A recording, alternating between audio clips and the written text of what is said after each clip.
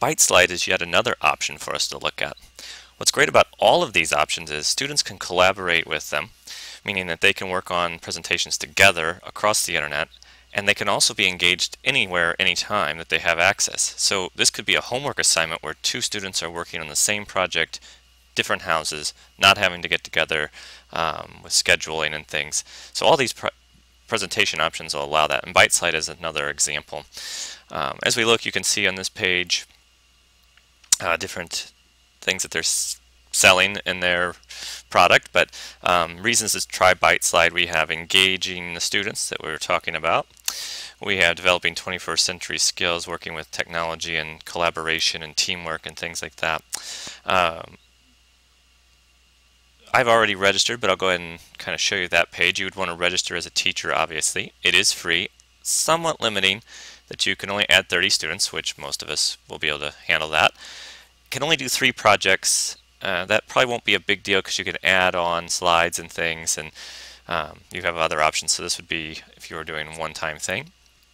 But you can use your email, set up things how you would wish. And the students don't have to use their email or to log in. I'll show you that in a second as I get into my account.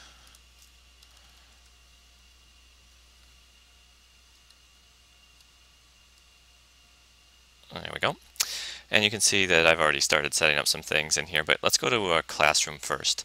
The first thing we'd want to do would be set up a classroom, which I've already done. You could do that by adding it, but here is the code that if you give your students this, when they come in to do the registering that we were just looking at, they would just have to put that code in and be part of your class. Obviously my class here is empty.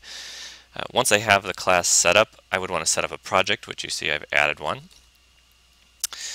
And then the slide book is really what we're talking about as far as the presentations are concerned. And we don't have a slide book yet, so I want to show you how that would work. So I go ahead and add a slide book. And this is what your students would see when they would be doing this. You'd have to create the slide book for them to be able to get in there.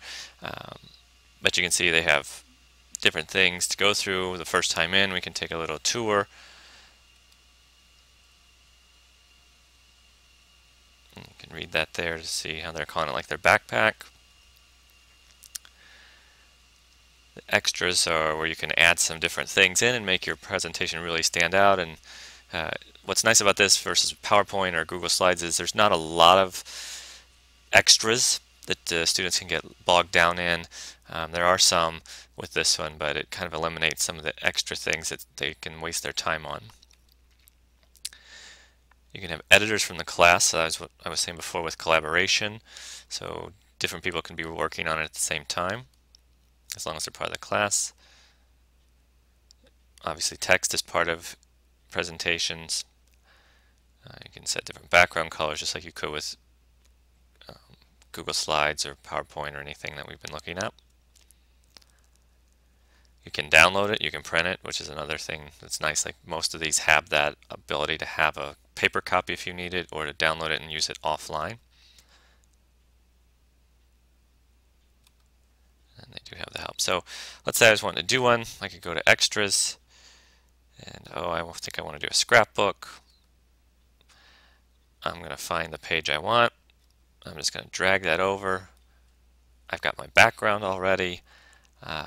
I can search Google Images, obviously being careful with what we'll find and with what copyright issues are. So you want to teach students a little bit about that, but really simple. Once I find the one I want, there's a nice smiling tiger. I can drag him out there, and it puts it on there just like I did before. I can move it around.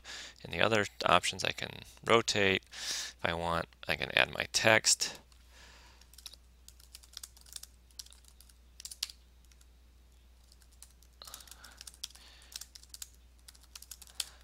Students can become advocates for things. Obviously, we can play around with some of this. They've got different fonts. I maybe want to do Chewy, and again, twirl that around a little bit, move it under my picture so it's close.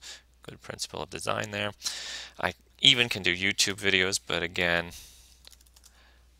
very careful on what you get. But this can be a great way of students to harness their own videos, that if they have them out on a YouTube account and they name them, they can grab them and bring them in and have that be part of their presentation. So again, just as easy as dropping in. Again, I can move that around. If I want to zoom in on something in a presentation, I can see a little bit more.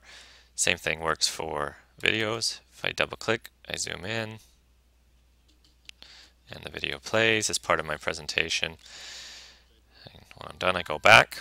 If I'm going to go to a new slide, I can add slide and do the same thing. I can go back and pick my background, enter in my ideas. Again, I can download if I need it, I can print it if I need it, it's saving it. I can put my title. And if I had students in my classroom, I could assign them editors and they would be able to collaborate again. So that's a quick overview of Biteslide for those of you that might be interested in this option.